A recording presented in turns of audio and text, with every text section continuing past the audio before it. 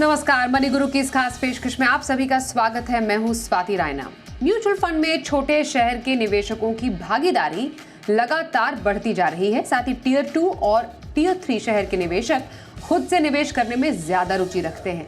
आज जानेंगे T30 यानी टॉप 30 और B30 यानी बियॉन्ड 30 शहरों में निवेश का क्या कहता है ट्रेंड। इसी पर बातचीत करने के लिए दो खास एक्सपर्ट्स हमारे साथ शो में हो चुके हैं शामिल। आनंद राठी वेल्थ के डायरेक्टर ऋषिकेश पालवे और कंप्लीट सर्कल वेल्थ के सीईओ क्षितिज महाजन। ऋषिकेश और क्षितिज, आप दोनों का बहुत स्वागत करते हैं मनी गुरु के आज के इस खास कार्यक्रम में हमारे साथ शामिल होने के लिए।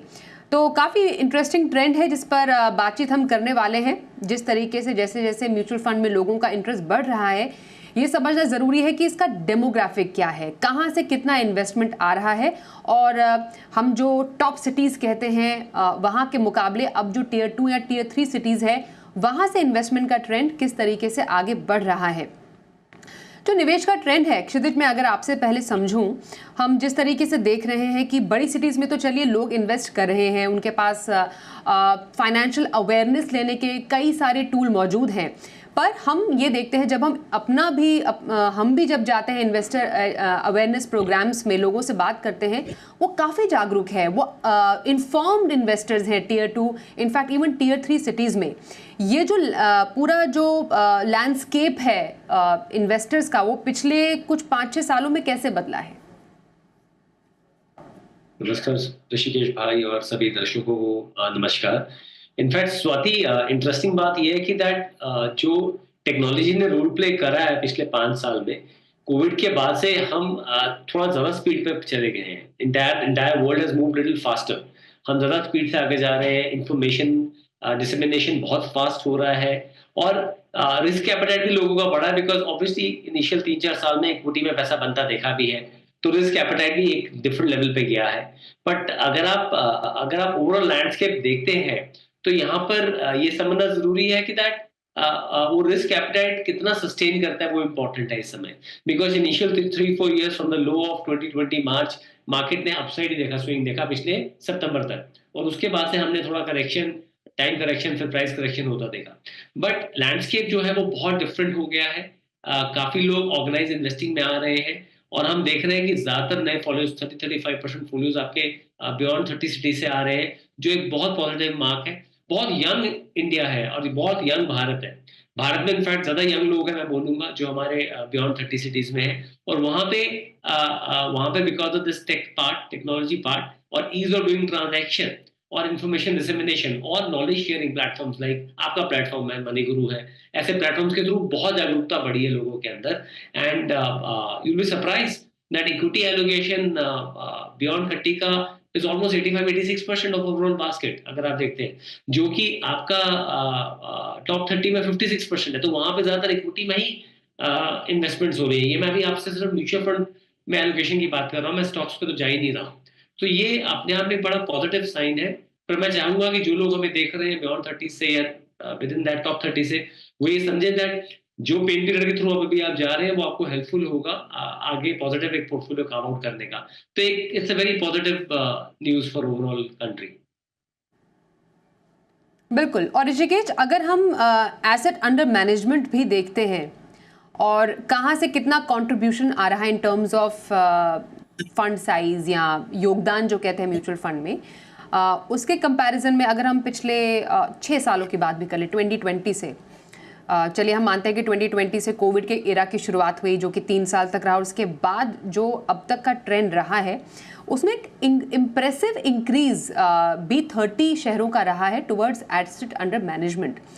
कैसे समझे इसको? जिस तरीके का इंक्रीज हमने जो टियर 2 टियर 3 सिटीज़ यहाँ की यानी जो छोटे शहरों से देखा है as compared to top 30 cities. नमस्ते स्वाति जी, क्षितिज जी नमस्ते, और सारे दर्शकों को नमस्ते। ये बहुत ही इम्पोर्टेंट डेटा पॉइंट है ताकि हमको हमारे कंट्री का लैंडस्केप पता चलेगा कि स्मॉलर सिटीज, जिसे एएमसी की परिभाषा में B30 माना जाता है, T30 यानी टॉप 30 सिटीज माने जाते हैं, और बियॉन्ड दिस टॉप 30 को B30 कहा जाता है। अगर पूरा म्यूचुअल फंड इंडस्ट्री का हम AUM देखें तो करीबन 67 लाख करोड़ का AUM है। अब इसका आगे हम क्लासिफिकेशन देखें तो 55 लाख करोड़ जो है वो इक्विटी में से, और 12 लाख करोड़ जो है वो debt not sorry 55 lakh crore जो है वो T30 से और 12 लाख करोड़ जो है B30 से है। तो ये विभाजन अगर हम देखें, ये क्लासिफिकेशन हम देखें, तो दिखाई देता है कि केवल 16% जो है वो B30 का AUM है। अभी ये 16% अगर फिर भी छोटा लगता है, लेकिन अगर हम 2019 के हिसाब से देखें तो आज की तारीख में B30 का AUM 12 लाख है, लेकिन 2019 में यही AUM करीबन 3,90,000 करोड़ का था। तो ग्रोथ अगर देखें तो 65-66% की ग्रोथ हुई है B30 के AUM में ही। तो ये लैंडस्केप हमको दिखाई देता है कि वहां पे छोटे शहरों में भी काफी अच्छी बढ़त हो रही है जहां पे AUM कंसर्न है। बिल्कुल, तो एक अच्छी बढ़त का ट्रेंड आ रहा है छोटे शहरों से। एक इंटरेस्टिंग डेटा पॉइंट जो कि हम देख पा रहे हैं कि कहाँ पर निवेश जो है वो छोटे शहर के निवेशक करते हैं। हम इक्विटी में निवेश और नॉन इक्विटी में निवेश का ट्रेंड भी दिखाते हैं, और ये सब जो म्यूचुअल फंड संगठन है एम्फी, उनकी पूरी इन्फॉर्मेशन है, उनके साइट पर ये सारी इन्फॉर्मेशन अवेलेबल है। अब जब हम टॉप 30 शहरों को देखते हैं, फरवरी में लगभग 53% इक्विटी में इन्वेस्टमेंट, तो बियॉन्ड 30 का 86% इक्विटी में इन्वेस्टमेंट। जनवरी में भी लगभग कुछ सिमिलर डेटा हमने देखा था। वहीं अगर नॉन इक्विटी में जाते हैं हम, जिसमें आपका डेट हो गया, मनी मार्केट हो गया, ये जो स्कीम में एसेट आ गया, वहाँ पर टॉप 30 का 46% हो जाता है और B30 का 14% हो जाता है। जनवरी में और फरवरी में भी हमने लगभग सिमिलर डेटा देखा है। क्षितिज, मतलब जो छोटे शहरों के इन्वेस्टर हैं वो ज़्यादा इक्विटी में हाई रिस्क इन्वेस्टमेंट पसंद कर रहे हैं, या जहाँ पर ज़्यादा वेल्थ जल्दी बने वहाँ की तरफ उनका रुझान है, अगर इस डेटा से समझे? बिल्कुल सही स्वाति। इनफैक्ट एक ट्रेंड जो हमने देखा है कि दैट ज्यादातर जो लोग इंट्रोड्यूस होते हैं म्यूचुअल फंड की तरफ, वो उनकी पास्ट परफॉर्मेंस देख के ही इंट्रोड्यूस होते हैं। और पास्ट परफॉर्मेंस में नॉर्मली आप इसको फर्दर ब्रेक डाउन करेंगे तो आप देखेंगे स्मॉल और मिड कैप में भी एलोकेशन ज्यादा है। तो पहले तो वो देखते हैं कि that equity as asset class जो है उसमें रिटर्न जल्दी बनता है, ज्यादा बनता है with fix income. Because fix income में डिपॉजिट में भी आज की डेट में आपको सेम बैंक डिपॉजिट में सेम रेट मिल जाता है। अब काफी लोगों को लोगों को कैपिटल एप्रिसिएशन के बारे में नहीं पता होता, फिक्स इनकम में कैसे काम करता है, बॉन्ड इन मूवमेंट का नहीं पता होता है। तो वो इक्विटी एज एसेट क्लास को देखते हैं कि चलिए over a period of time हमारा जो है अगर नॉमिनल जीडीपी 11-12% में ग्रो करता है तो एक लार्ज कैप फंड आपको 12% के आसपास का रिटर्न दे सकता है। और पिछले 4 साल में जैसे मैंने पहले भी बताया रिटर्न बना भी है। तो एक ये फर्स्ट लव रहता है कि हम इक्विटी में पार्टिसिपेट करें, चाहे वो स्टॉक्स के थ्रू या म्यूचुअल फंड के थ्रू करें। और फर्दर इक्विटी में अगर आप ब्रेक डाउन करेंगे तो उन कैटेगरीज में जहां और रिटर्न बने पार्टिसिपेट करें।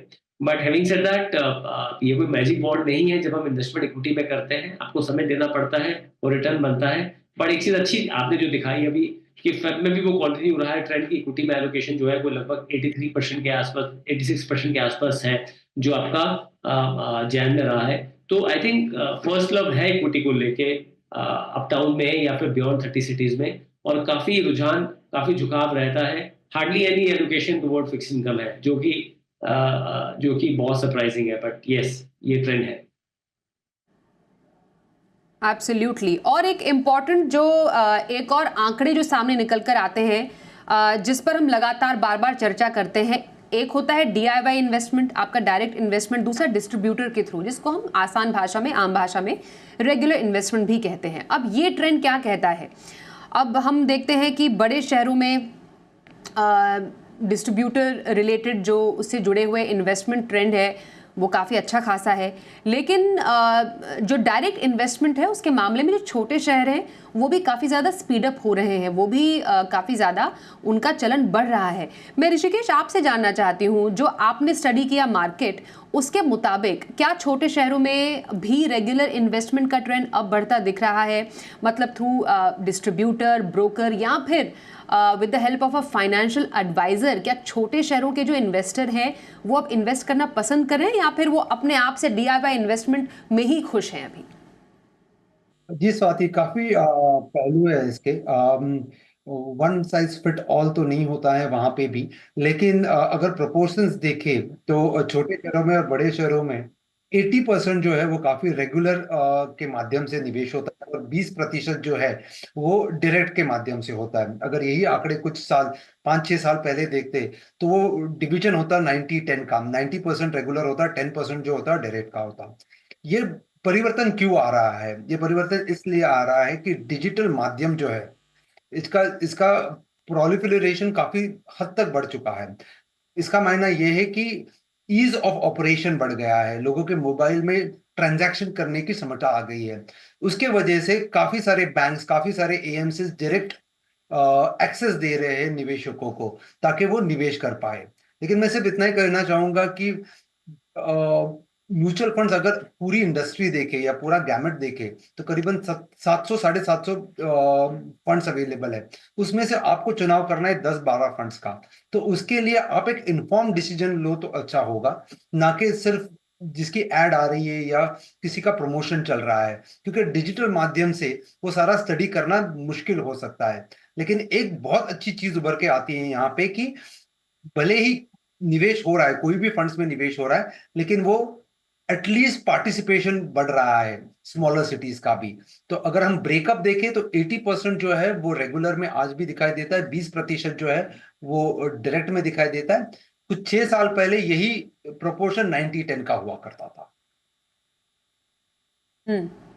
एब्सोल्युटली। तो ये जो प्रपोर्शन है या रेशो है वो बदलता हुआ ज़रूर नज़र आ रहा है इन फेवर ऑफ, अगर हम बताएं आपके जो छोटे शहरों के इन्वेस्टर हैं। क्षितिज, जब बात आती है एक फाइनेंशियल एडवाइस की, फाइनेंशियल एडवाइज़र, क्योंकि आप खुद भी कई इन्वेस्टर्स को एडवाइस करते हैं, जब आप एक टॉप सिटी में दिल्ली, बॉम्बे, मुंबई, बैंगलोर या फिर बाकी किसी बड़े सिटी में जब आप एक इन्वेस्टर के बिहेवियर को समझते हैं एज कंपेयर टू एक छोटे शहर के इन्वेस्टर को, टियर 2 या tier 3, are they more comfortable taking advice from a financial advisor? क्या उसको वो काफ़ी टाइम तक सस्टेन करते हैं कि नहीं करते हैं? ये ज़रा पैटर्न मुझे बताइए, ये पिछले कुछ सालों में कैसा रहा है और अगर बदला है तो क्या बदला है इसमें? स्वाति, इनफैक्ट छोटे टाउन में आपका व्यवहार अभी भी बहुत ज़्यादा है in terms of people will like to कि एक दूसरे से बात करें, किसी से राय लें और उसके हिसाब से एक्ट करें। आई थिंक वो ज़्यादा है। जहाँ अगर आप एक एचएनआई या सुपर एचएनआई या रिटेल सेगमेंट में देखते हैं, 20% अभी आपका जो इन्वेस्टमेंट है वो डायरेक्ट होता है और 80% आपका डिस्ट्रीब्यूटर रेटेड होता है। वहीं पे ये नंबर कोई लगभग 93% है बियॉन्ड 30 सिटीज में। सो लॉट ऑफ डिपेंडेंसी जो है आपकी आज भी डिस्ट्रीब्यूशन चैनल या फिर एक एडवाइजर के ऊपर है, जिसको वो समझते हैं कि वो बेटर एक पर्सन है जो गाइड कर सकता है।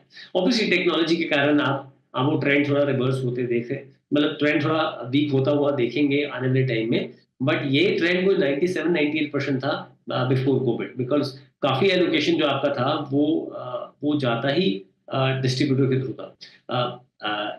गुड पार्ट इज दैट जब भी मैं डेटा पॉइंट देखता हूँ दैट टॉप 30 में भी अभी भी 80% जो सेगमेंट है, भाई आपको फैमिली ऑफिस को या बड़े कॉर्पोरेट ट्रेजरी को आज की डेट में एडवाइजर की जरूरत नहीं है। उनके पास अपने पास सॉफ्टवेयर प्लेटफॉर्म्स और आरए प्लेटफॉर्म्स हैं जिसके थ्रू वो एग्जीक्यूट करते हैं। सेबी के जो रजिस्टर्ड एडवाइजर्स हैं, यहाँ पे जहाँ रिटेल और एचएनआई आता है वहाँ पे हैंड होल्डिंग इंपॉर्टेंट हो जाती है। मैं हमेशा बोलता हूँ पर्सनल फाइनेंस, पर्सनल ज्यादा है और फाइनेंस बाद में है, तो पर्सनल पहले है। तो आपको उसको हैंड होल्ड करना है इस फॉलिंग मार्केट में। आपको मिलना है, बात करना है, ज्यादा एंगेज करना है क्लाइंट के साथ, सो दैट आप स्पेसिफाई कर सकें दैट ये मार्केट एक ट्रेंड है, ये चीजें हैं। तो आई थिंक छोटे शहरों में वो ज्यादा है।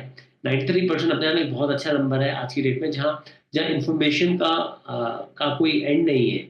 बट आई थिंक ये एक पॉजिटिव साइन है। एक छोटा रिप्लाई ऋषिकेश आपसे, जिससे पहले हम ब्रेक लें। ये भी देखा गया है कि एडवाइस लेना, अगर आप एडवाइस ले कहाँ से रहे हैं, कई अनसॉलिसिटेड एडवाइस भी होती है। फिनफ्लुएंसर्स हैं, उनकी बाढ़ है, सोशल मीडिया साइट्स पर कोई भी एडवाइस दे रहा है। तो ये जो एडवाइस है या जो इन्फॉर्मेशन है उसको कंज्यूम जो एक नया इन्वेस्टर है, छोटे शहर का इन्वेस्टर है, वो कहाँ से कर रहा है? क्या वो सही जगह से, क्रेडिबल जगह से इन्फॉर्मेशन ले रहे हैं?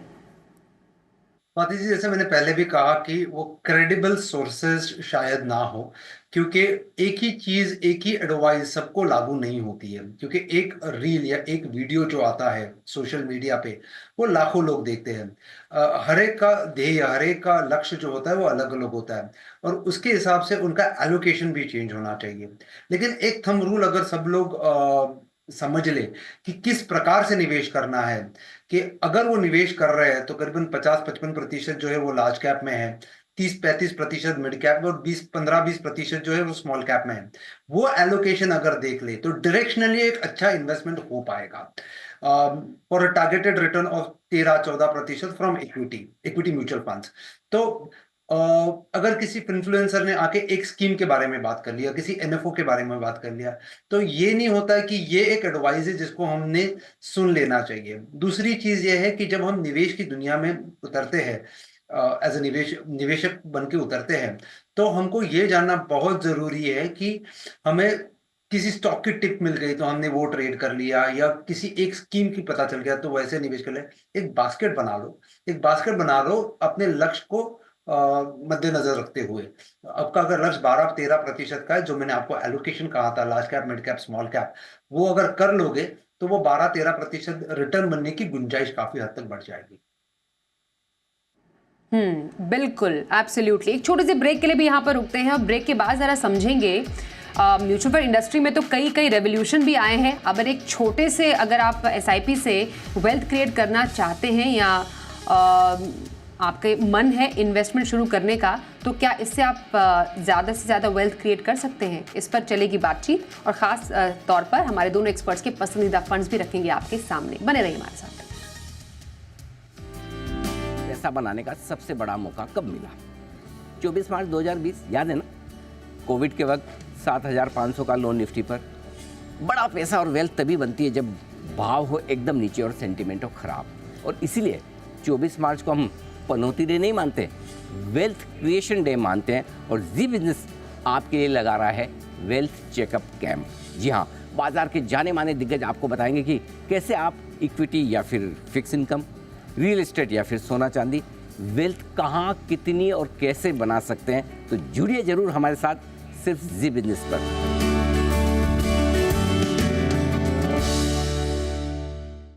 समझने की कोशिश कर रहे हैं कि आखिरकार कैसे बना सकते हैं आप वेल्थ, और साथ ही जो छोटे शहर है और बड़े शहर है उनका क्या है इन्वेस्टमेंट ट्रेंड। एक नया रेवोल्यूशन शुरू हुआ जन निवेश का, या यूँ कहे 250 रुपये की एसआईपी। इससे भी आप छोटी से छोटी रकम से बड़ी वेल्थ क्रिएट कर सकते हैं। मैं क्षितिज आपसे जानना चाहती हूँ, जिस तरीके से म्यूचुअल फंड इंडस्ट्री ने भी पूरी कोशिश की है कि ज़्यादा से ज़्यादा जो दायरा बढ़े इक्विटी मार्केट का भी, फाइनेंशियल मार्केट का, छोटे से और छोटे शहर में लास्ट माइल कनेक्टिविटी की तरफ वो आगे बढ़ते जा रहे हैं। ये जो 250 रुपये की एसआईपी है उसमें एक बड़ा कदम साबित होगा। बहुत बहुत रिमार्केबल मूव है। यहाँ पे जितने भी हमारे देश के लोग हैं उनको एक ऑर्गेनाइज प्लेटफॉर्म पे लाने की कोशिश करी जा रही है, भरपूर कोशिश करी जा रही है। आप सरप्राइज होंगे स्वाति को, लगभग कोई हमारे पास 60 करोड़ के आसपास पैन कार्ड है जो आधार से लिंक्ड है। तो यूनिक इन्वेस्टर जो है वो 5.25 करोड़ ही है म्यूचुअल फंड में। वो म्यूचुअल फंड सही है का कैंपेन अच्छा है, बट हम अभी कोविड के बाद से इसको कोई डबल से थोड़ा ज्यादा ही कर पाए हैं। तो आई एम सेइंग ये एक कोशिश है जो लोगों को पॉन्जी स्कीम से अवेयर रखेगा, कमेटी से अवेयर रखेगा, और एक ऑर्गेनाइज इन्वेस्टिंग में लेके आएगा। आप समझिए 250 करोड़ की रकम है मात्र। अगर 250 करोड़ की कोई सिप करता है और वो अगले मान लीजिए 30 साल के लिए करता है, कोई यंग सिप करता है और स्टेप अप सिप करता है 10% से, तो लगभग 26 लाख की राशि उसके पास एकत्र हो जाती है। तो अपने आप में एक बड़ा अमाउंट इकट्ठा होता है एक छोटी सी अमाउंट के साथ आप जब शुरुआत करते हैं। तो ये छोटी छोटी जो रकम है ना, आपका कितना बड़ा कॉपस बना देती है। परिवार में अगर 3-4 लोग भी कर रहे हैं तो आपके पास 1 करोड़ की राशि इकट्ठी होगी। तो एक कोशिश है जो काफी लोगों को लेके आएगी ऑर्गेनाइज इन्वेस्टिंग में, साथ में लोगों को सही तरह का एक गोल प्लानिंग के हिसाब से रूट पे बहुत छोटे अमाउंट से स्टार्ट कर सके, ये कोशिश करेंगे। एब्सोल्युटली। और जो अब तक का एसआईपी का स्पेशली इन्वेस्टमेंट ट्रेंड रहा है ऋषिकेश, अगर हम टॉप सिटीज़ की बात करें या उनसे छोटे शहरों की बात करें, तो पिछले लगभग 6 महीनों का जो एसआईपी ट्रेंड स्पेशली रहा है वो क्या तस्वीर दिखाता है? स्वाति जी, ये जैसे क्षितिज जी ने बहुत सही कहा कि म्यूचुअल फंड सही है। ये जो कैंपेन है या ये जो अभियान है, इसके वजह से जागरूकता तो काफी बढ़ चुकी है और एसआईपी के माध्यम से निवेश करने का पार्टिसिपेशन भी बढ़ता हुआ दिख रहा है। तो ये एक बहुत पॉजिटिव स्टेप है। परसेंटेज वाइज शायद ये डेटा इतना कंपेलिंग नहीं है कि बहुत ज्यादा बढ़त हुई है, लेकिन डायरेक्शनली काफी अच्छी ग्रोथ होती हुई दिख रही है एसआईपी के माध्यम से। दूसरी चीज, जैसे हमने कहा कि 250 की एसआईपी जो एसबीआई ने शुरू की थी एक कैंपेन, तो ये काफी पॉजिटिव अप्रोच रहा है निवेश की दुनिया में। दूसरी चीज ये कहना चाहूंगा, रीसेंट डेवलपमेंट के वजह से करीबन 414 स्कीम्स ऐसी है जहां पे आप 100 रुपए के कम से कम निवेश कर सकते हो। तो ये जो स्टेप्स लिए जा रहे हैं, इससे काफी जागरूकता बढ़ेगी, रिस्क लोगों को अपना पता चलेगा जब वो इन्वेस्ट करना चालू करेंगे स्लोली एंड ग्रेजुअली। और एसआईपी एक, जब मैं हमेशा ही कहता हूँ कि एसआईपी एक बहुत बेहतरीन माध्यम है, क्योंकि कंपाउंडिंग आपको काफी सहायता करता है। एक तो ये पहलू हो गया, लेकिन सबसे महत्वपूर्ण पहलू उसका ये है कि एक अनुशासन लेके आता है आपके निवेश की जर्नी में। तो ये काफी अच्छी तरफ बढ़ते हुए दिख रहा है टॉप सिटीज में और बॉटम सिटीज में, या बियॉन्ड 30 सिटीज में। तो सारे पैमानों में ये दिखाई दे रहा है कि एसआईपी एक बहुत अच्छा माध्यम है और अच्छी ग्रोथ दिखते हुए दिख रही है हमें यहाँ पे। बिल्कुल। तो आइए अब जान लेते हैं वेल्थ क्रिएशन के लिए कुछ पसंदीदा फंड्स हमारे दोनों एक्सपर्ट्स की तरफ से। क्षितिज, आपसे शुरू करेंगे। कौन से फंड आपको पसंद आ रहे हैं जो कि वेल्थ क्रिएट करने में भी कारगर साबित हो सकते हैं? ज्यादातर फंड स्वाति मेरे जो रिपीटेटिव फंड्स ही हैं इस समय मार्केट में। मैं लार्ज कैपिश बाइज रहूंगा। इस मार्केट में कोई स्टार्ट करना चाह रहा है तो बजाज फ्लेक्सी कैप है एक फंड, अच्छा फंड है जो आई लाइक। एचडीएफसी फोकस 30 है जो बैंक सेक्टर हैवी है, so that also I like because bank Nifty ज्यादा मूव नहीं किया है फ्रॉम द बॉटम ऑफ जब निफ्टी का बॉटम रहा है। साथ में कोटक का एक इक्विटी अपॉर्चुनिटी फंड है, अगेन बहुत अच्छा लार्ज मिड कैप का एक कॉम्बिनेशन अच्छा फंड है। और एक मल्टी कैप फंड आप ले सकते हैं, स्मॉल कैप मिड कैप का सीधा एलोकेशन ना लेके एचएसबीसी मल्टी कैप आप ले सकते हैं। और एक मल्टी एसेट लीजिए, बिकॉज अभी क्या होगा मल्टी एसेट फंड में आपके पास गोल्ड का as well as bond market का बेनिफिट मिलेगा आपको, बिकॉज रेट कट्स होंगे ही होंगे और रेट कट्स के कारण जो कैपिटल एप्रिसिएशन आएगा उसका बेनिफिट आपका मल्टी एसेट फंड में मिलेगा। साथ में इक्विटी मार्केट इस समय लोअर लेवल पे है, तो लमसम आप इन्वेस्टमेंट मल्टी एसेट फंड में कर सकते हैं, जहाँ पे वाइटोक का अच्छा फंड है, कपल ऑफ मोर ऑप्शन अच्छी हैं, आईसीसी का अच्छा है। तो मल्टी एसेट फंड आप ले लीजिए, इसमें इक्विटी का भी बेनिफिट इस समय लो मार्केट लेवल से, साथ में फिक्स इनकम का बेनिफिट बिकॉज रेट कट्स आएंगे तो आपको कैपिटल पोजीशन मिलेगा, और साथ में गोल्ड का बेनिफिट मिलेगा। तो ये 4-5 फंड्स का आप एक बुके बना सकते हैं। ओके, तो ये एक परफेक्ट बुके है आपके पोर्टफोलियो में सजाने के लिए जो फंड्स बताए क्षितिज ने। ऋषिकेश, आपके इस पोर्टफोलियो में कौन कौन से फंड शामिल हो सकते हैं? जी स्वाति जी, मेरे पोर्टफोलियो मेरे पसंदीदा फंड ये रहेंगे। निपॉन इंडिया लार्ज कैप के बारे में बात करूंगा। लार्ज कैप स्पेस में कंसिस्टेंट परफॉर्मर रहा है इस कैटेगरी में। कोटक इमर्जिंग फंड के बारे में बात करूंगा। ये टॉप क्वार्टाइल फंड रहा है इस कैटेगरी में, अपनी कैटेगरी में, मिड कैप कैटेगरी में। HDFC flexi broadly large cap में इन्वेस्ट करता है, एक प्रॉक्सी माना जाता है वहां पे। इन कंपनियों में निवेश करता है जहाँ पे वैल्यूएशंस कम दिखाई दे रहे हैं। आईसीआईसीआई फोकस एक अच्छा फंड माना जाएगा। सिर्फ 30 स्टॉक्स में निवेश करता है, प्राइमरीली लार्ज कैप में करता है, गुड परफॉर्मिंग कैटेगरी में। इस कैटेगरी में काफी अच्छा परफॉर्मेंस रहा है इसका। और स्मॉल कैप स्पेस में एचडीएफसी स्मॉल कैप की बात करूंगा। ये स्मॉल कैप में इन्वेस्ट करता है, अगेन लोअर वैल्यूएशन वाले स्टॉक्स कंपनीज में। तो ये 5 फंड्स के बारे में, ये 5 फंड्स मेरे पसंदीदा फंड्स रहेंगे एक अच्छा बुके बनने के लिए। जी, तो ये रहे पसंदीदा फंड्स हमारे दोनों एक्सपर्ट्स के जो आप अपने पोर्टफोलियो में शामिल कर सकते हैं एक वेल्थ क्रिएशन वाले पोर्टफोलियो के लिए। थैंक यू सो मच क्षितिज और ऋषिकेश, आप दोनों का करेंगे हमारे साथ आज मनी गुरु में शामिल होने के लिए। रुकते हैं ब्रेक के लिए, खबरें जारी रहेंगी, देखते रहिए जी बिजनेस।